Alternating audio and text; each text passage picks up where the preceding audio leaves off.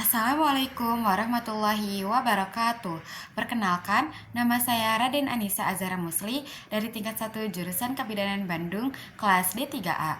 Di sini saya akan menjelaskan siklus menstruasi.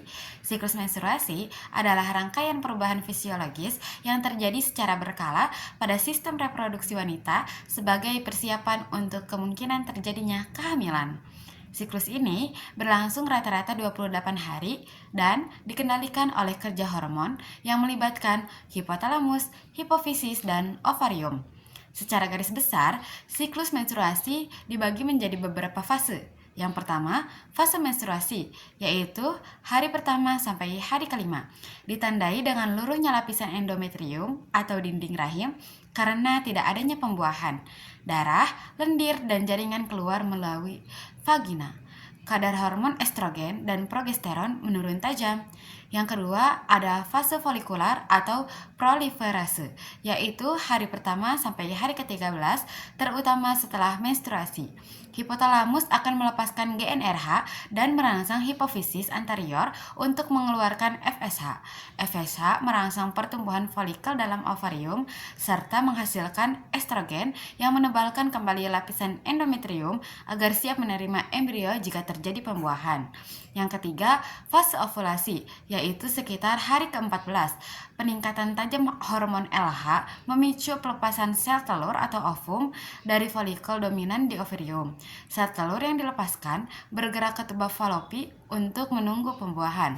Dan yang keempat, ada fase luteal atau sekretori, yaitu hari ke-15 sampai ke-28, yaitu pada saat folikel yang pecah berubah menjadi korpus luteum yang menghasilkan progesteron dan sedikit estrogen.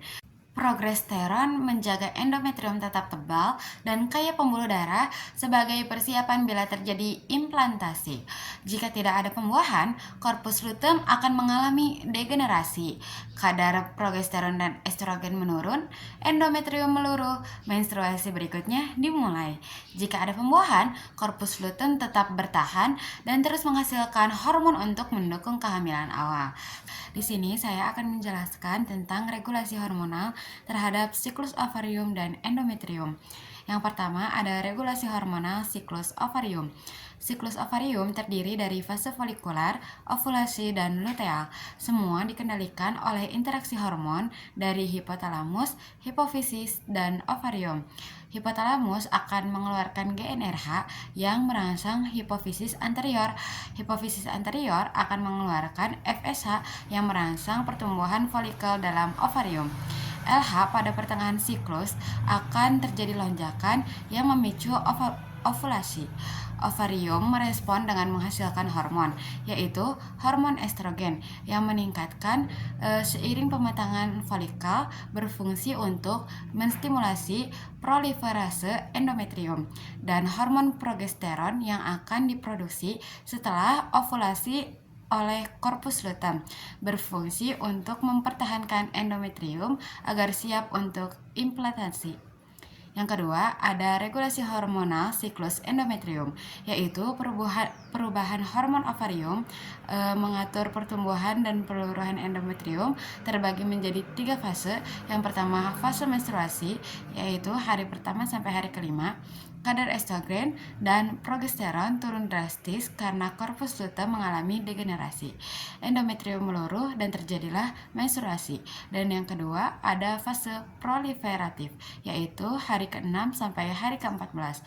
Estrogen dari folikel ovarium akan meningkat dan merangsang regenerasi dan penebalan endometrium. Yang ketiga, ada fase sekretori, yaitu hari ke-15 sampai hari ke-28. Setelah ovulasi, progesteron dari korpus luteum akan meningkat. Endometrium akan semakin menebal dan kelenjar endometrium menjadi aktif mengeluarkan zat nutrisi mempersiapkan implantasi embrio. Jika tidak ada pembuahan, maka progesteron akan menurun, endometrium tidak stabil dan luruh menjadi menstruasi berikutnya. Sekian dari saya. Wassalamualaikum warahmatullahi wabarakatuh.